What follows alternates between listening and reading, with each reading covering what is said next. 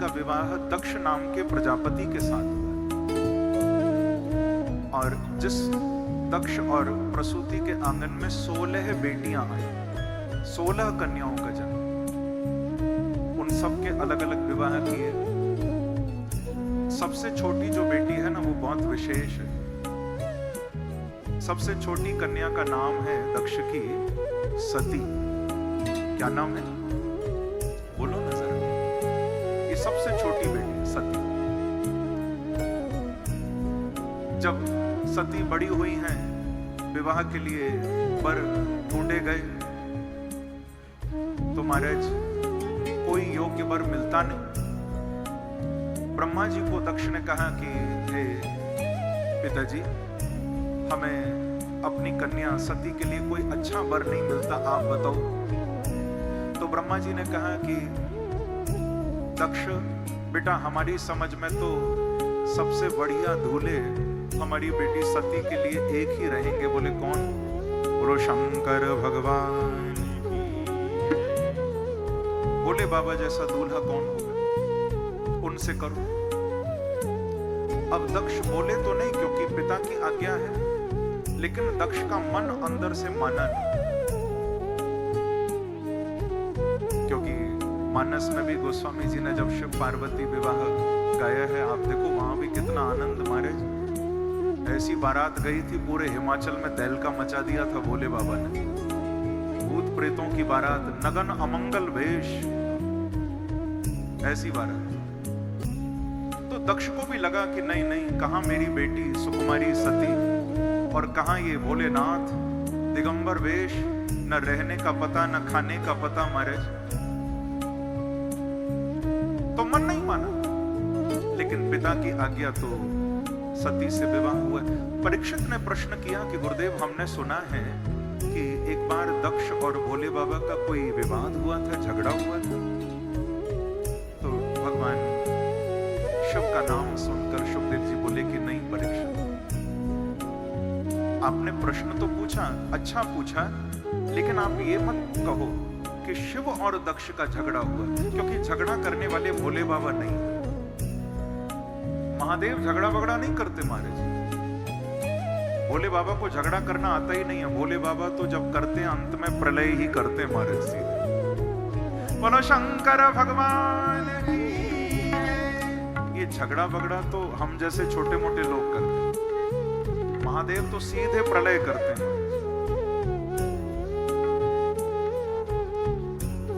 तो शिव ने कोई विवाद नहीं किया। ये विवाद किया था ससुर जी ने, दक्ष ने, शिव ने नहीं। हालांकि ससुर और दामाद का संबंध बड़ा मीठा होता है। दोनों को एक दूसरे का दुख दर्द समझ में आता है हमारे ससुर और दामाद। एक जगह तो मालूम है, मैंने सुना, एक कोई माता पिता थे, उनकी 3 बेटियां थी और तीनों बेटियों से एक एक, उनको जब विवाह हुआ, एक एक दामाद कुंवर साहब मिले तो बेटे की तरह ही प्यार करते थे। तो एक बार सासू माँ ने सोचा कि जरा मैं देखूं ये मेरे दामाद जी हमसे प्यार व्यार करते भी हैं या नहीं। तो मालूम है, परीक्षा लेने के लिए सासू माँ ने क्या किया, घर के पीछे एक तालाब था, उसमें कूद गई। तैरना आता नहीं। दामाद जी घर पर आए हुए थे, पीछे तालाब में कूद गए। अब जोर जोर से चीखे, बचाओ बचाओ बचाओ। दामाद जी ने सुना, अरे ये तो सासू माँ है।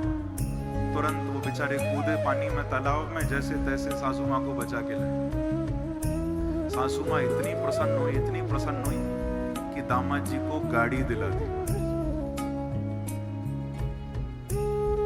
पर महंगी वाली नहीं, बड़ी सस्ती दिलाई।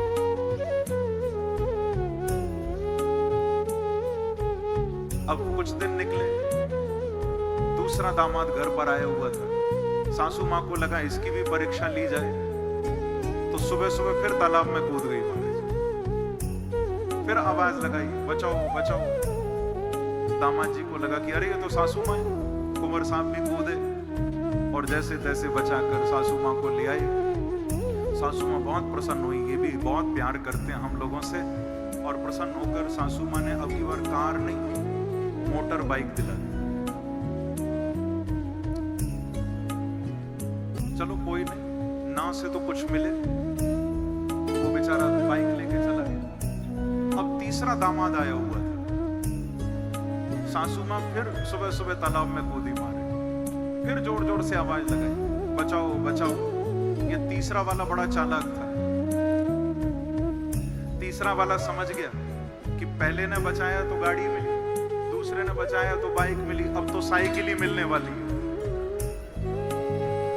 तो तीसरे वाले ने सोचा कौन साइकिल के लिए कूदे तालाब में, वो कूदा ही नहीं और सासू माँ का गोविंदाय नमो नमः। पर कमाल हो गया, सासू माँ तो ऊपर गई, ससुर जी ने अगले दिन मर्सिडीज भेंट कर दी। बोला वृंदावन बिहारी लाल की। ससुर जी बोले तूने खूब छुटकारा दिलाया। तुम्हारे ससुर और दामाद ने एक दूसरे का दुख दर्द समझते, पर यहां उल्टा था कि जो दक्ष है ये बिना बात के भोले बाबा से ईर्ष्या करता, बिना बात के। कभी कोई शिव ने झगड़ा नहीं किया, कोई विवाद नहीं, पर ये फिर भी इसको लगता है कि शिव को सम्मान ज्यादा मिलता है, मुझे कम मिलता है। एक बार देवताओं की सभा लगी थी, उसमें सब बैठे हुए थे, ये दक्ष भी वहां आया। और देखो इसकी आदत थी, ये किसी भी सभा में जाता था ना सबसे अंत में जाता था, क्योंकि इसके अंदर सम्मान की भूख थी। इसको लगता था कि मैं पहले जाऊंगा तो जितने भी आएंगे मुझे उनको आदर देना पड़ेगा, और मैं अंत में जाऊंगा तो जितने आए होंगे वो मुझे आदर देंगे। ये सम्मान का भूखा था। और मैं तो आप सभी भक्तों को जो भागवत कथा में बैठे हैं, हमारे त्रिनगर मित्र मंडल के द्वारा आयोजित इस यज्ञ में जो बैठकर आनंद ले रहे हैं भैया, मैं आप सभी भक्तों को कहूंगा कि अगर जीवन में सम्मान चाहते हो तो अपने अंदर सम्मान पाने की नहीं, सम्मान देने की भूख लाओ। अगर देने लग जाओगे तो बिना मांगे सम्मान मिलने लग जाएगा। पर अगर हम देना नहीं जानते तो याद रखना फिर हमको भी अपमान ही मिले। सम्मान दो तो सम्मान दो। हम लोग देते हैं नहीं और सोचते हैं हमें सम्मान मिले। आगे चर्चा करेंगे इस पर। जब दक्ष आया, इसने सभा में देखा, देखो इसकी नजर उन पर नहीं जा रही जो खड़े होकर सम्मान दे रहे। जो सम्मान का भूखा व्यक्ति होता है ना, ध्यान से सुनना, सम्मान का भूखा व्यक्ति सम्मान में भी अपमान ढूंढ लेता है। एक व्यक्ति पहुंचा कहीं, लोगों ने बड़ा फूल बिछाए, हाथ जोड़े, बड़ा स्वागत किया, लेकिन उसका मूड ऑफ हो गया।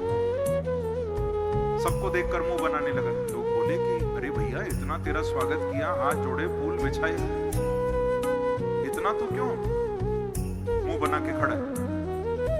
तो बोला तुम लोगों ने कोई स्वागत नहीं किया। अरे भैया हमने हाथ जोड़े तो थे, फूल बिछाए थे, देख। बोले वो सब ठीक है, मुझे माला क्यों नहीं पहनाई तुम लोग? प्रेम से कहो श्री राधे।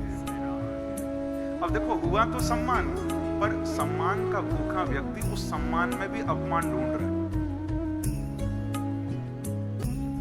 तो दक्ष की नजर पूरी सभा में जा रही है और ये नहीं देख रहा कि कौन खड़ा है, ये नहीं देख रहा कि कौन हाथ जोड़ रहा है। नजर इस बात पर लगी है कि कहीं कोई बैठा तो नहीं, कोई ऐसा तो नहीं जो मुझे सम्मान नहीं दे रहा। और इसने देखा कि सब सम्मान दे रहे हैं।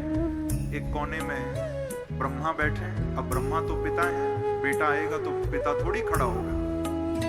और ब्रह्मा के पास दक्ष ने देखा कि भोले बाबा भी बैठे। अब तुम्हारे शिव को बैठा देख आग लग गई,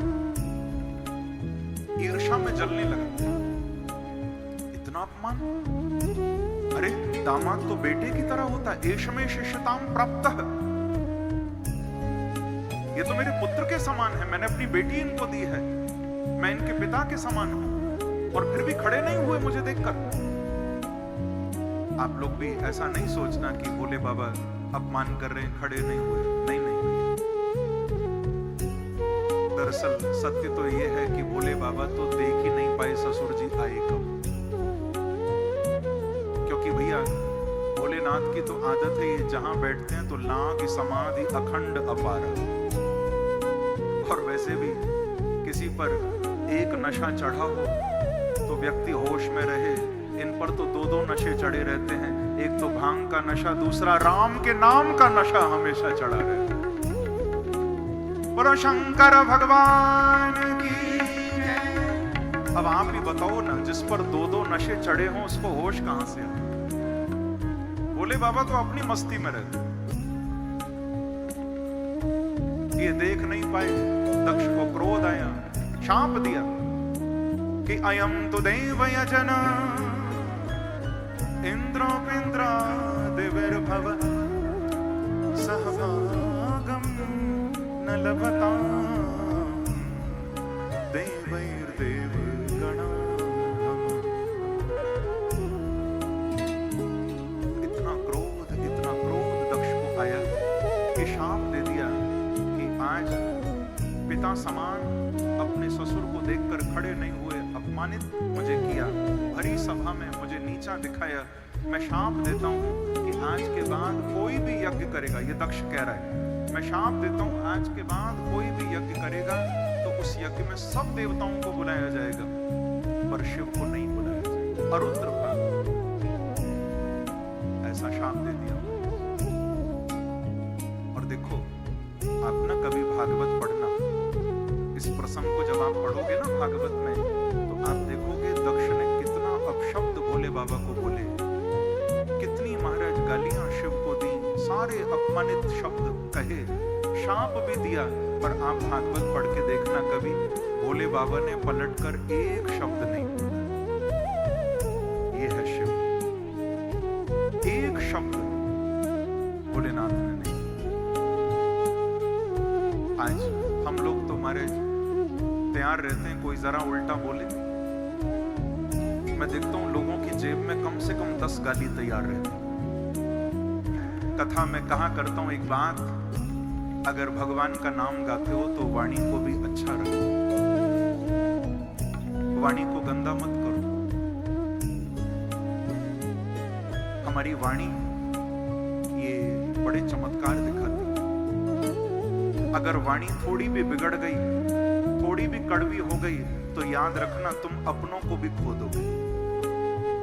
वाणी अगर तुम्हारी सही नहीं है तो अपने भी पराये हो जाएंगे, और वाणी अगर अच्छी हो गई तो एक दिन पराये भी अपने बन जाएंगे। भैया ये सच्ची बात है, वाणी का बड़ा खेल। कबीर ने कहा ना कि शब्द संभाल के बोलिए, क्योंकि शब्द के हाथ न पाओ। एक शब्द है औषधि और एक शब्द है घाव। बहुत अपमान दक्ष ने किया, शिव कुछ नहीं बोले। भोलेनाथ वहां से उठकर चले गए। और अब देखो, जिस दिन से शाप मिला उस दिन से संसार में यज्ञ होना ही बंद हो गए, कोई यज्ञ नहीं करता। जब दक्ष ने देखा कि कोई यज्ञ ही नहीं करता तो फिर मेरा दिया हुआ शाप कैसे सफल होगा। अरे मैंने शिव को शाप दिया, शाप तो तब सफल होगा जब कोई यज्ञ करे और यज्ञ में शिव को न बुलाए, तभी तो शाप सफल होगा। अब यज्ञ ही नहीं तो शाप कैसे सफल, और कोई यज्ञ नहीं करता। तो अंत में देखो, इस दक्ष ने स्वयं भोले बाबा का अपमान करने के लिए हरिद्वार में कनखल क्षेत्र में बृहस्पति सब नाम का यज्ञ किया, और उसमें सबको बुलाया, सारे देवताओं को निमंत्रण दिया, न तो शिव को बुलाया। और देखो कितना दुष्ट, कितना ईर्ष्यालु। चलो शिव को नहीं बुलाया कोई बात नहीं, अपनी बेटी को तो बुला लेता। न भोले बाबा को बुलाया, न सती को बुलाया। शिव को नीचा दिखाने के लिए एक बात मैं जरूर कहूंगा यहाँ इस महायज्ञ में, भैया ये यज्ञ भी ना कई तरह के होते हैं। एक व्यक्ति यज्ञ करता है अपना नाम करने के, एक व्यक्ति यज्ञ करता है कोई सांसारिक कामना मन में लेकर, एक व्यक्ति ऐसा भी यज्ञ करता है, वो दिखावा करने के लिए कि मैं उससे बड़ा यज्ञ करूंगा, दूसरे को नीचा दिखाऊंगा। ऐसे भी यज्ञ होता है। एक यज्ञ नीचा दिखाने के लिए होता है, एक यज्ञ स्वार्थ के लिए होता है, एक यज्ञ यश कमाने के लिए। अनेक प्रकार के उपलक्ष्य लेकर लोग यज्ञ करते हैं। परंतु याद रखना, हमारे त्रिनगर मित्र मंडल द्वारा ये भी तो एक यज्ञ ही हो रहा है। ये भी श्रीमद् भागवत ज्ञान यज्ञ है, भक्ति यज्ञ है। परंतु भैया ये यज्ञ न तो किसी को नीचा दिखाने के लिए है, न किसी को ऊंचा उठाने के लिए है। ये यज्ञ अगर हो रहा है तो त्रिनगर के और दिल्ली के भक्तों को आनंद दिलाने के लिए हो रहा है। ये सबके आनंद के लिए यज्ञ। बोलो भागवत भगवान की, वृंदावन बिहारी लाल की जय। ऐसे ही यज्ञ याद रखना सफल होते। जो किसी को नीचा दिखाने के लिए हो, किसी का अपमान करने के लिए हो, वो यज्ञ सफल नहीं। जो सबके कल्याण के लिए हो, वही यज्ञ सफल है। तो सती वहां गई थी, भोलेनाथ ने तो मना किया था सती मत जाओ, लेकिन फिर भी सती गई क्योंकि मेरे पिता यज्ञ कर रहे हैं। जब वहां पहुंची तो इतना अपमान, इतना अपमान। सती को किसी ने पानी भी नहीं पूछा महाराज। पिता मुंह फेर के चला गया। इसकी बहनें जब मिली ना सती जी की, तो बहनों ने तो ताने मारे कि देखो भैया अब तो कैसा समय आ गया, लोग बिना बुलाए आ जाते। बहनें ताना मारने लगी। हाँ, माँ ने थोड़ा गले लगाया, पानी पूछा, क्योंकि माँ तो माँ होती है।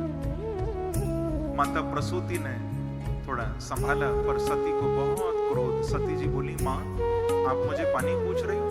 ये देखो सब मेरा अपमान कर रहे हैं। अंदर गई, वहां पहुंची जहां यज्ञ हो रहा है, और कान लगाकर सती सुनने लगी कि किस किस देवता का नाम लिया जा रहा है। तो सब देवताओं के नाम बोल बोल कर, जैसे यज्ञ में आहुति डालते हैं, सती सुन रही है। ब्राह्मण कह रहे हैं इंद्राय स्वाहा, सोमाय स्वाहा। सुन रही है कान लगा के, किस किस देवता का नाम लिया जा रहा है। और मन मचल रहा है कि कोई एक बार मेरे महादेव का भी नाम ले, कोई शिव का नाम ले। लेकिन अरुद्र भागम तमवेक्ष चाध्वरम च देवी कृतहेलनम विभो। अच्छी तरह सुन लिया, पर किसी भी ब्राह्मण ने, यज्ञकर्ता ने शिव का नाम नहीं लिया। और सती ने देखा कि वो जो यज्ञ है वो कैसा है। बोले अरुद्र भागम।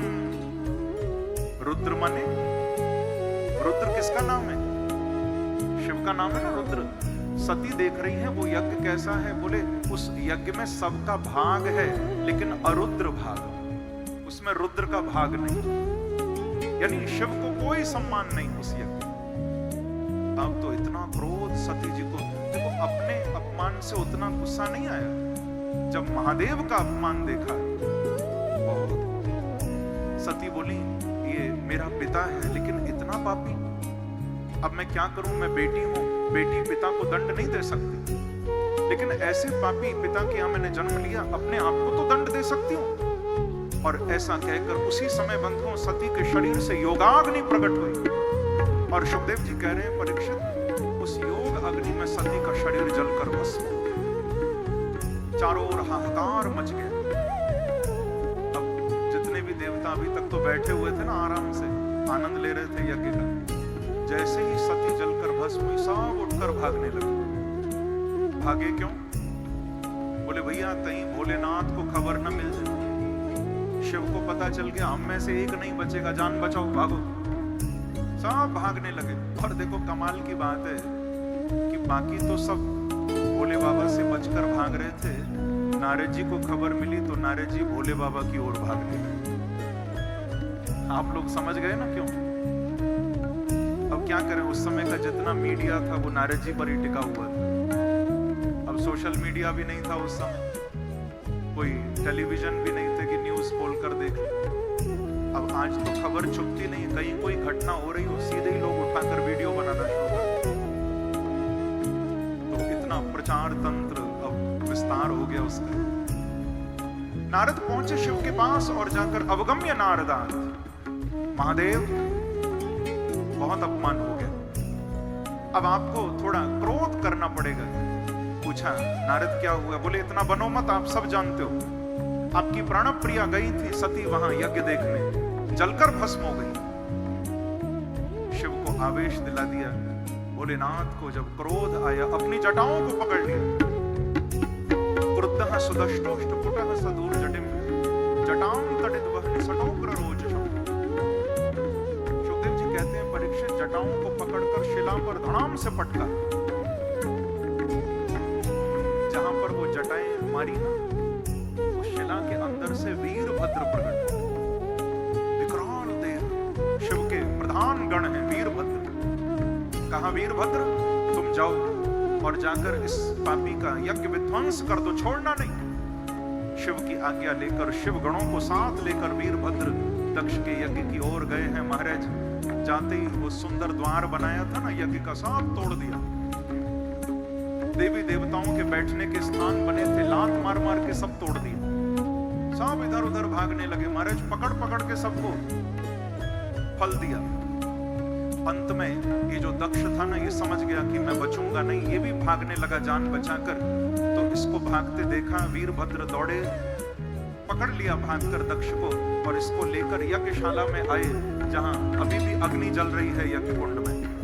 वीरभद्र लेकर दक्ष को आए और तलवार से इसका मस्तक अलग किया धड़ से, और वो मस्तक लेकर अग्निकुंड में भोलेनाथ के नाम की आहुति डाल दी। ओम नमः शिवाय स्वाहा।